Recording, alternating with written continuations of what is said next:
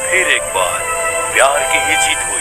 साल भर कैसे बिना तुहरा बीतल, आखिर ये सोना मोहब्बत ही जीतल।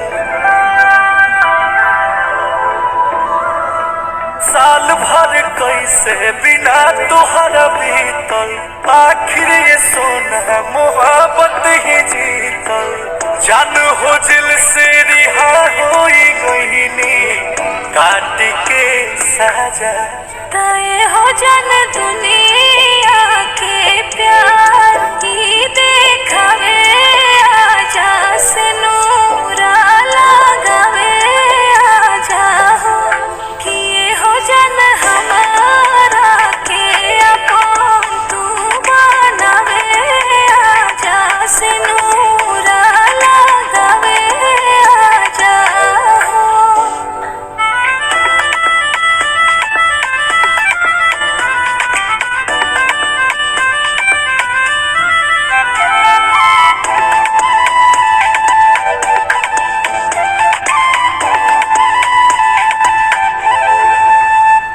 फसाना भइल संगे गाना भइल, जब से मुजरिमी तोहरो दीवाना भइल। जान छोड़ो बात अपना सहा, देह सूखा पड़ल बात खो जाता साथ।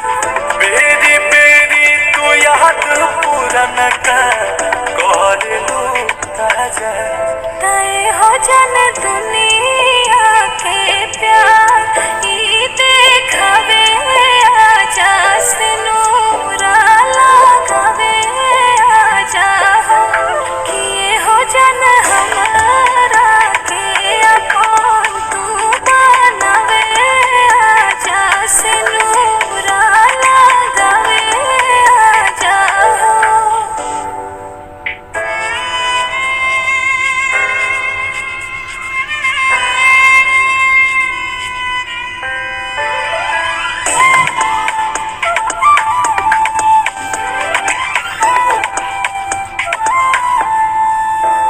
बड़ी तड़पाता हो, बड़ी तरसाता हो, दोनों अखियां बिना तोहरा बरसाता हो। नहीं मानेला मन धन करा मिलन, अंकुश आइबो न ताज मर जाइब हम। तोहरा बिना जान जी नहीं पई है, बोस आ राजा। तय हो जन दुनिया के प्यार की देखावे, आजा